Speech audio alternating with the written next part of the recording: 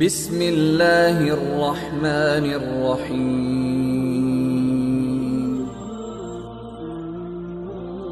الحمد للہ وکفی وسلام علی عبادہ الذین اصطفی اما بعد فاعوذ باللہ من الشیطان الرجیم بسم اللہ الرحمن الرحیم هو الذی ارسل رسوله بالهدى ودین الحق لیظہرہ علی الدین کلہ ولو کرہ المشرکون صدق اللہ العظیم۔ دوستو بزرگوں، محرم الحرام کا یہ مہینہ چل رہا ہے، اسلامی کیلنڈر کا یہ پہلا مہینہ ہے، اور جیسا کہ گزشتہ ہفتوں میں بتایا تھا کہ اسلام کا پہلا مہینہ بھی قربانی سے شروع ہوتا ہے اور آخری مہینہ بھی قربانی پر ختم ہوتا ہے۔ اور یوں تو اسلام مذہب ہی ایسا مذہب ہے جو قربانیوں کو چاہتا ہے۔ اللہ تعالیٰ نے انسان کو پیدا ہی اس لیے کیا ہے کہ وہ آزمائشوں میں مبتلا کیا جائے۔ انسان کی پیدائش کا مقصد ہی ابتلا اور آزمائش ہے۔ جو انسان آزمائش میں، ابتلا میں، مصیبتوں میں، پریشانیوں میں، حالات میں اللہ کی رسی کو نہ چھوڑے، اللہ کے حکم سے رواداری نہ کرے، پیارے رسول صلی اللہ علیہ وسلم کے طریقوں سے پیٹھ نہ پھیرے، وہ بلکہ اللہ کے حکموں پر، رسول اللہ صلی اللہ علیہ وسلم کے طریقوں پر زندگی گزارتا رہے آزمائشوں کے اندر بھی،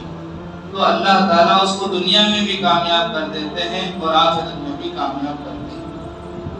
تو اسلام کی تو بنیاد ہی قربانی ہے،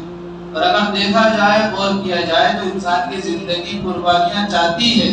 بغیر قربانیوں کے نہ دنیاوی ترقی ملتی ہے نہ دین کی ترقی ملے گی۔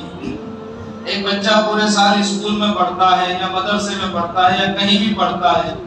سال کے اخیر میں یا کچھ وقفے سے اس کا ایگزام رکھا جاتا ہے، کتاب بچے سے لے لی جاتی ہے اور کتاب کے اندر سے سوالات اس کو دیے جاتے ہیں، بغیر دیکھے لکھنے کے لیے اس سے کہا جاتا ہے۔ تو یہ اس کے لیے امتحان ہے۔ جب وہ بچہ امتحان میں پاس ہو جاتا ہے تو اس کو اگلی کلاس میں ایڈمیشن مل جاتا ہے، اور اس کو دنیاوی تحفہ بھی ملتا ہے، ہدیہ بھی ملتا ہے، عزت بھی ملتی ہے، اور سب لوگ اس کی تعریف کرتے ہیں۔ تو عزت بھی ملتی ہے، تحفہ بھی ملتا ہے، اگلی کلاس میں ایڈمیشن بھی ملتا ہے۔ کب؟ جب کہ وہ امتحان میں کامیاب ہو جائے، اور جو امتحان میں کامیاب نہ ہو سکے اس کے لیے نہ تو عزت ہے، نہ تحفہ ہے، نہ ہی اگلی کلاس کا ایڈمیشن ہے۔ تو دنیا تو امتحان کے ساتھ ہی چلے گی اور چل رہی ہے۔ جو لوگ امتحان میں کامیاب ہوتے ہیں ان کو درجات مل جاتے ہیں، ترقیاں مل جاتی ہیں، عہدے مل جاتے ہیں، اور اس طرح سے اللہ ان کو نوازتا رہتا ہے۔ بتانے کا مقصد یہ ہے کہ اسلام تو سراپا قربانی کو چاہتا ہے۔ دنیا کی قربانیاں الگ ہیں، آخرت کی قربانی یعنی آخرت کے لیے قربانی یہ ایک الگ چیز ہے۔ اسلام آخرت کی تیاری کے لیے دیا گیا ایک مذہب ہے جس میں دنیا کی بھی کامیابی چھپی ہوئی ہے اور آخرت کی بھی کامیابی چھپی ہوئی ہے۔ قرآن کریم کی یہ آیت جو میں نے آپ کے سامنے تلاوت کی ہے، اس میں اللہ تعالیٰ نے فرمایا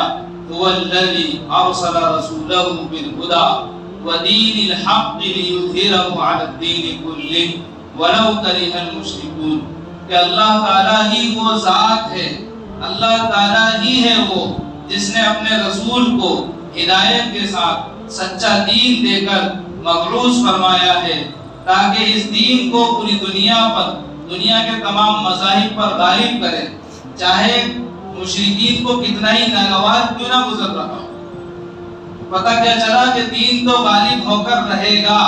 اس کا اللہ تعالیٰ نے قرآن کریم میں وعدہ کیا ہے۔ دین اسلام کو بھیجا ہی اس لیے ہے، دین اسلام کو آیا ہی اس لیے ہے کہ پوری دنیا میں غالب ہو کر رہے گا۔ قرآن کریم کی آیت اس بات کا پیغام دیتی ہے۔ 28ویں پارے کی آیت ہے سورۃ الصف کے اندر، اور اللہ تعالیٰ نے اس کی وضاحت بھی فرمائی، یریدون لیطفئوا نور اللہ بافواہہم یہ نافرمان اور فاسقین کافرین یہ چاہتے ہیں کہ اسلام کے چراغ کو، اللہ کے بھیجے ہوئے نور کو، جو قرآن کی شکل میں ہے، جو احادیث کی شکل میں ہے، جو مذہب اسلام کی شکل میں ہے، اس نور کو، اس نور والے چراغ کو اپنے منہ کی پھونک سے بجھانا چاہتے ہیں تو خوب سن لیں اور یاد رکھ لیں، واللہ متم نورہ، اللہ اپنے نور کو مکمل کر رہے گا، وَلَوْ كَرِهَ الْكَافِرُونَ، کافروں کو کتنا ہی برا کیوں نہ لگ رہا ہو۔ اور سب ظاہر سی بات ہے، دشمن جب شکست کے موڑ پر چلا جاتا ہے، جب وہ اس مرحلے پر ہوتا ہے کہ اس کو نیچے گرنا ہے، اس کا مد مقابل اس کو پچھاڑ رہا ہے، تو وہ پھر اپنے اصول کو کھو دیتا ہے، اپنے ضابطے کو بھلا دیتا ہے، کشتی کے جو اصول ہیں ان کو بھی فراموش کر دیتا ہے، جو داؤ ہیں ان کو بھی بھول جاتا ہے، بس وہ جیسے بھی ہاتھ چلتے ہیں، پیر چلتے ہیں، چلاتا رہتا ہے، اس کی کوشش یہ ہوتی ہے کہ میں جیت جاؤں، لیکن وہ مشکل ہے، ایسا ہو نہیں سکتا۔ دوسری مثال یوں سمجھ لیجئے کہ جب تاریکی بالکل چھا جاتی ہے، رات اپنی تاریکی کے اندر انتہا کو پہنچ جاتی ہے، شام ہوتی ہے، ہلکا سا اندھیرا ہوتا ہے، پھر اس کے بعد کالی بدلیاں چھاتی ہیں، کہیں پر سفیدی ہوتی ہے، پھر کچھ سفید پن کے بعد کچھ سرخ پن، کچھ لال پن آتا ہے، اور دھیرے دھیرے رات اندھیری کی طرف جاتی ہے، اور ایک وقت آتا ہے کہ صبح ہونے سے پہلے جو رات ہوتی ہے بالکل ایک دم تاریکی رات ہوتی ہے، جس کو ایک دم گھٹا ٹوپ اندھیرا کہا جاتا ہے۔ اپنی تاریکی کی انتہا کو جب رات پہنچ جاتی ہے تو پھر صبح ہوتی ہے، اور دھیرے دھیرے پھر سورج بھی نکل آتا ہے۔ تو اسی طرح دنیا کی ہسٹری پڑھنے والے جانتے ہیں کہ جب جب دنیا نے اندھیری کی شکل اختیار کر لی، دنیا میں ظلم و بربریت عام ہو گئی، دنیا میں ظلم و راج جب پھیل گیا، دنیا ظلم کی چکی میں جب پیسنے لگی، کمزوروں کو جب ستایا جانے لگا، اور ظالم جو ہے چین کی نیند سونے لگا، اور ہر طرح سے انسانوں کی خوریزی کی جانے لگی، دنیا میں جب فسادات عام ہوئے، آبرو ریزی عام ہوئی، چوری ڈکیتی فتنہ انگیزی عام ہوئی، تو پھر اللہ تعالیٰ نے اپنے نبی کو بھیجا، اپنے رسول کو بھیجا، یا اپنے داعیوں کو بھیجا، اور اس اندھیری کو ختم کیا، ظلم و بربریت کو ختم کیا۔ یہ پوری دنیا کی تاریخ پڑھ لیجئے، آپ کو یہی سبق اس میں ملے گا۔ ہمارے نبی صلی اللہ علیہ وسلم کی بعثت سے پہلے زمانے جاہلیت کا جو نقشہ تھا، آج کا نقشہ اگر دیکھا جائے بڑا خطرناک تھا، اور آج کی پوری دنیا کی جو صورتحال ہے اور زمانے جاہلیت کی جو صورتحال ہے وہ دیکھا جائے تو آج کے زمانے کی صورت کچھ بڑی بھی نظر آتی۔ زمانے جاہلیت میں عورتوں کو وراثت میں تقسیم کیا جاتا تھا،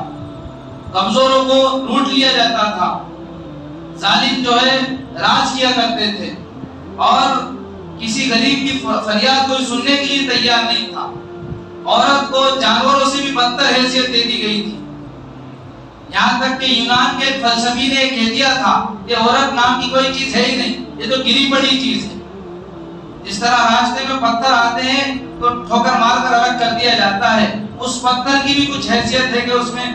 لات مارنا پڑتی ہے، عورت کا تو اس سے بھی کم درجہ ہے۔ یہ حالات تھے زمانے جاہلیت میں، ظلم کے بادل چاروں طرف چھائے ہوئے تھے، پوری دنیا ظلم اور بربریت میں جو ہے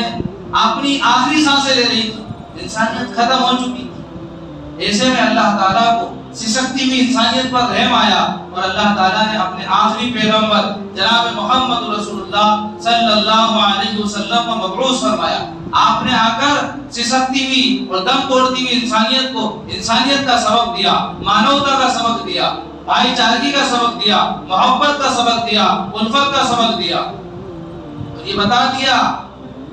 کہ دنیا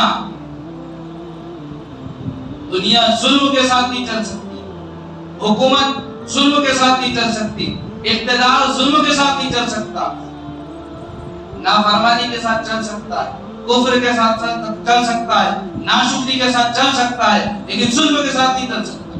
بڑے بڑے یودھا دنیا میں آئے ہیں، چنگیز اور ہلاکو جیسے بھی آئے ہیں، سکندر اعظم جس نے آدھی دنیا فتح کیا ایسے بھی آئے ہیں، اور ان سے بھی بڑے بڑے آئے ہیں، حجاج بن یوسف جیسے بھی آئے ہیں، لیکن ان کا انجام اگر کوئی پڑھ لے تو سمجھ میں آ جائے گا کہ ظلم کے ساتھ کبھی کوئی ترقی نہیں کر سکتا ہے۔ ظالم کی موت جوانی میں ہوتی ہے، اور اگر بڑھاپے تک وہ جیتا ہے تو بالکل جانوروں سے بدتر زندگی اس کی ہوتی ہے، کوئی ٹکڑا ڈالنا بھی اس کو پسند نہیں کرتا، خارج شدہ کتا جس کو ہر انسان بھگاتا ہے، دھتکارتا ہے، جس کا کوئی ٹھکانہ اور ماؤں اور ملجا نہیں ہوتا ہے، اسی طرح ایک اس انسان کی زندگی ہوتی ہے جو ظالم ہوتا ہے۔ تو ظلم کا راج اس وقت پوری دنیا میں پھیلا ہوا ہے، پوری دنیا ظلم کی چکی میں پس رہی ہے، حالات بگڑتے چلے جا رہے ہیں، حالات بالکل نازک مرحلے پر، نازک موڑ پر پہنچ چکے ہیں۔ ایسے میں مسلمانوں کی یہ ذمہ داری ہے کہ اپنے آپ کو مایوسی سے نکالیں، اپنے آپ سے خوف کو، دہشت کو، وحشت کو نکال دیں، اس لیے کہ اللہ کو ماننے والا صرف اللہ ہی سے ڈرتا ہے، اور یہ بھی بالکل اصولی اور بنیادی بات ہے کہ جب اللہ کا ڈر دل سے نکل جاتا ہے تو پھر بہت سارے ڈر انسان کو اپنی لپیٹ میں لے لیتے ہیں۔ اپنے دل میں اللہ کا ڈر پیدا کیجیے، دنیا کا ڈر نکل جائے گا۔ جس انسان کو یہ پتا ہو کہ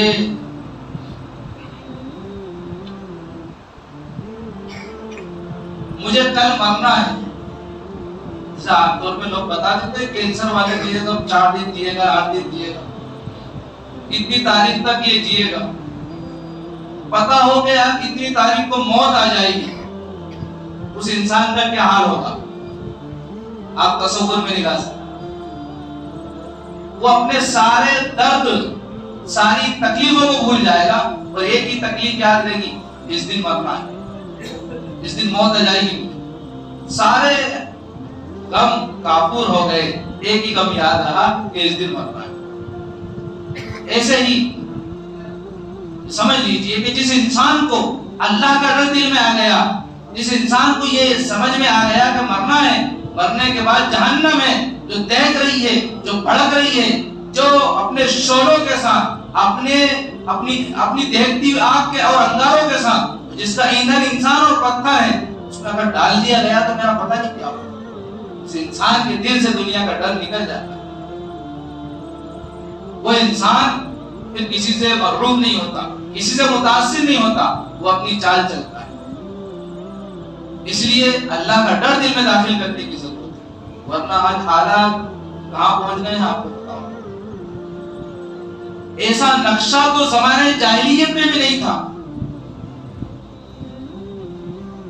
کہ پورے کے پورے گاؤں پر، پوری کی پوری بستی پر 1800 لوگ حملہ کر دے۔ سنا ہوگا نا اپنے منی پور کے حالات، 1000 لوگوں نے گاؤں پر حملہ کر دیا، پوری بستی کے گھروں کو جلا دیا، سامان کو لوٹ لیا، آدمیوں کو مارا، وہی فرعون والی آگ تازہ کی، عورتوں کے ساتھ زبردستی کی گئی۔ پاس والے گاؤں والوں نے سوچا کہ وہ تو یہاں بھی آ سکتے ہیں، تو بیچارے بھاگ گئے۔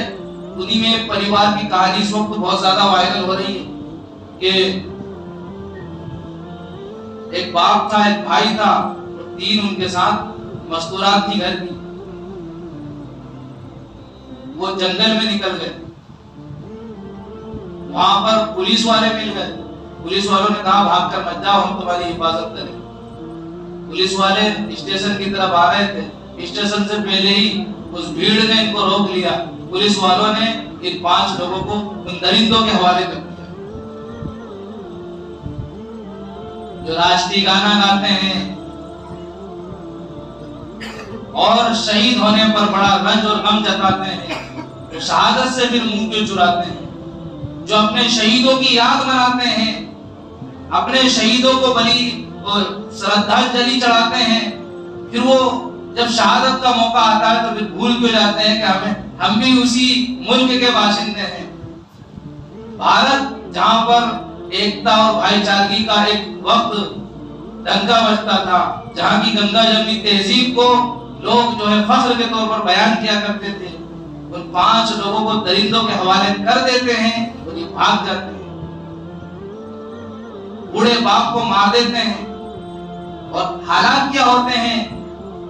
کہ جوان لڑکیوں اس کو برہنہ کیا جاتا ہے، ان کے کپڑے اتروائے جاتے ہیں، وہ منع کرتی ہیں، مانتی نہیں ہے تو ان کو مارنے کی دھمکی دی جاتی ہے۔ چھوٹا بھائی بچانے کے لیے جاتا ہے، سوچنے کی بات ہے، غور کرنے کی ضرورت ہے کہ پولیس والے بھاگ جاتے ہیں، ایک چھوٹا سا 19 سال کا لڑکا وہ اپنی بہن کو بچانے کے لیے جاتا ہے اور اس کے بھائی کے سامنے درندے اس کے ساتھ زیادتی کر رہے ہوتے ہیں، اس کی آبرو ریزی کر رہے ہوتے ہیں۔ کیا منظر ہوگا اس بہن کا اور اس بھائی کا؟ اس بھائی کو مار دیا جاتا ہے، اس باپ کو مار دیا جاتا ہے اور اس کے ساتھ آبرو ریزی کی جاتی ہے، گینگ ریپ کیا جاتا ہے۔ 4 مئی کو یہ معاملہ ہوا، بعض لوگوں نے 3 مئی بتایا ہے، 18 مئی کو رپورٹ درج کرائی جاتی ہے۔ غور کرنے کی ضرورت ہے کہ پولیس والوں نے ان کو حوالے کیا درندوں کے، یہاں تو رپورٹ کی ضرورت ہی نہیں ہونا تھی، یہ بھاگ کر گئے تو ان کے بارے میں کچھ کارروائی کرتے، لیکن نہیں ہوا ایسا۔ 18 تاریخ کو رپورٹ درج کرائی تو پھر کارروائی نہیں ہوئی، دھیان نہیں دیا گیا، 3 مہینے گزر گئے، پونے 3 مہینے۔ کل ایک ویڈیو وائرل ہوئی جس میں 2 عورتوں کو برہنہ بتایا گیا، وہ ویڈیو پوری دنیا میں پھیلی، لوگوں نے ایکشن لیا، تو اب لوگ دکھڑا رو رہے ہیں، رنج جتا رہے ہیں، غم جتا رہے ہیں۔ یہ جھوٹے آنسو ہیں،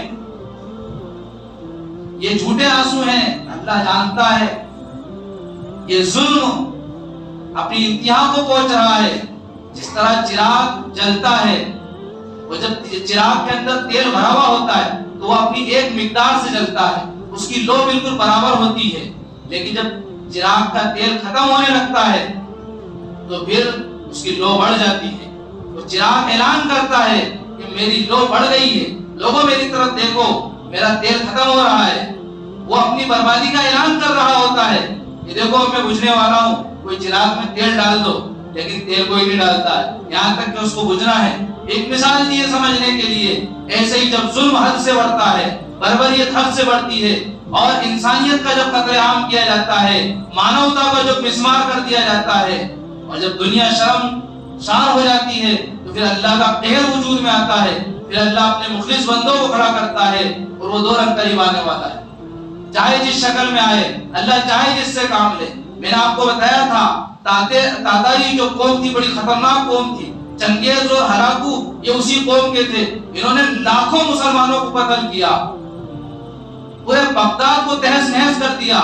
اور اس وقت بغداد کی صورتحال یہ تھی کہ اس کو جنت کہا جاتا تھا۔ اتنی بڑی لائبریریاں وہاں پر تھی کہ جب بغداد پر تاتاریوں نے حملہ کیا تو تاتار کوئی مسلمان قوم نہیں تھی، یہ غیر مسلم قوم تھی، اللہ کو نہیں مانتے تھے۔ بغداد پر حملہ کیا تو اس کی لائبریری پر سب سے پہلے حملہ کیا، اور اس کی کتابیں جو ہیں دریا کے اندر بہا دی، تو دریا کا پورا پانی نیلا ہو گیا، اس لیے ہاتھ سے کتابیں لکھی جاتی تھی، اور اتنی زیادہ کتابیں تھیں کہ لوگ ان کتابوں پہ چڑھ کر اس پار سے اس پار آ رہے تھے، اتنی زیادہ کتاب۔ ان کو پتا تھا اگر یہ کتابیں جلا دی گئیں، بہا دی گئیں تو مسلمانوں کے پاس جو ایمانی سرمایہ ہے وہ ختم ہو جائے گا۔ بغداد کا حادثہ مسلمانوں کے لیے اور اسلامی تاریخ میں اسلام کے لیے سب سے بڑا حادثہ سمجھا گیا، اس لیے کہ مسلمانوں کا جو سرمایہ تھا، جو قیمتی کتابیں تھیں، جو بزرگوں کی لکھی ہوئی کتابیں تھیں، جس میں اسلام کی حکمتیں اور مصلحتیں پوشیدہ تھیں، سب کو جو ہے اسلامی ہسٹری جس میں چھپی ہوئی تھی سب ختم۔ لیکن کیا ہوا پھر؟ یہی تاتاری جنہوں نے مسلمانوں کا قتل عام کیا، لاکھوں کی تعداد میں مسلمانوں کو قتل کیا، اللہ نے انہی کو اسلام کی توفیق دی، یہ مسلمان ہوئے اور انہوں نے پوری دنیا میں بھی اسلام کا ڈنکا بجایا، اسلام کے محافظ بنے، اسلام کے پاسبان بنے۔ پھر آیا یونش تاتار کے افسانے سے پاسباں مل گئے کعبے کو صنم کھانے سے۔ تو یہ دنیا کی تاریخ رہی ہے اور دنیا میں ایسا ہوا ہے۔ آج کی صورتحال یہ ہے تنے ہما داغ داغ شد پمبا کجا کجا نہ ہوں کہ پورا جسم زخموں سے چور ہے، اگر مرہم لگائے تو کہاں کا لگائے۔ اس لیے دوستو بزرگوں، اللہ سے اپنا رابطہ مضبوط رکھو، اپنا تعلق بحال کرو۔ افسوس کے ساتھ کہنا پڑتا ہے ہم اپنے آپ کو مسلمان کہتے ہیں، نبی کا امتی کہتے ہیں، لیکن آج جمعے کا دن، ہم جب چھوٹے چھوٹے تھے تو جمعے کے دن بے نمازی اس وقت بھی تھے، لیکن جمعے کے دن مسجد آدھی بھر جاتی تھی فجر کی نماز میں، اور آج نمازی 10 تھے۔ بتاؤ کیسے آپ کو مسلمان کہا جائے، کیسے ہم اپنے آپ کو مسلمان کہیں؟ کچھ تو شرم آنا چاہیے ہمیں۔ کھاتے اللہ کا ہے، اللہ کی نعمتوں سے فائدہ اٹھاتے ہیں، اور 5 وقت اللہ کو یاد کرنے کے لیے وقت نہیں نکال سکتے، پھر کیا منہ دکھائیں گے اس اللہ کو؟ یاد رکھو، ایک حدیث میں نبی صلی اللہ علیہ وسلم نے فرمایا کہ جب بندہ اللہ کو خوشحالی میں یاد رکھتا ہے تو پریشانی میں اللہ اس کو یاد رکھتا ہے، یعنی اس کی پریشانی دور کر دیتا ہے، یا اس کی پریشانی دور کرنے والے لوگوں کو کھڑا کر دیتا ہے۔ جو انسان خوشحالی میں اللہ کو بھول جاتا ہے، پریشانی میں اللہ اس کو بھول جاتے ہیں، حوالے کر دیتے ہیں پریشانیوں کے، دکھوں کے، مصیبتوں کے۔ یہی ہو رہا ہے ہمارے ساتھ۔ شادی آئی تو خوب ناچے گائے اور خوب موج مستی کی، بھول گئے اللہ کو۔ اب مصیبت آئی تو اللہ نے بھلا دیا ہے، توبہ کر لو، اللہ سے معافی مانگ لو، اللہ تعالیٰ تو بہت جلد مان جانے والا ہے۔ لیکن توبہ ایسی کہ پھر اب یہ گناہ نہ ہو، پھر یہ سرکشی نہ ہو، پھر یہ ظلم نہ ہو۔ اس لیے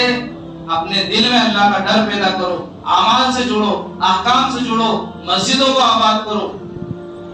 مفتی سعید صاحب پالن پوری رحمت اللہ علیہ فرمایا کرتے تھے، اور قرآن و حدیث کی روشنی میں فرماتے تھے کہ مسجدیں پاور ہاؤس ہیں، اگر پاور ہاؤس سے کنیکشن کٹ جائے تو پھر آپ کے گھر میں بجلی نہیں آ سکتی، آپ کو پہلے کنیکشن لینا پڑے گا، اس کے بعد بجلی آئے گی۔ آج جو گھروں کا چین و سکون ختم ہو رہا ہے، گھروں میں جو خانہ جنگی مچی ہوئی ہے، لڑائی جھگڑوں کا جو ماحول ہے، اس کی بنیادی وجہ یہ ہے کہ ہمارا کنیکشن اللہ کے گھر سے کٹا ہوا ہے۔ اللہ کے گھر سے سکون فراہم ہوتا ہے، سکون کی لائن جاتی ہے، سکون کی بجلی سپلائر ہوتی ہے۔ اس لیے اللہ کے گھر سے اپنا رابطہ مضبوط رکھو، مسجدوں کو آباد کرو۔ تو کون کون وعدہ کر رہا ہے کہ آج سے 5 ٹائم کی نماز پڑھو؟ ذرا اٹھاؤ ہاتھ۔ اللہ تعالیٰ آپ کے اس ہاتھ اٹھانے کو قبول فرمائے، مجھے بھی آپ کو بھی اللہ تعالیٰ ہم سب کو نیک اور سچا پکا مسلمان بنائے۔ آمین۔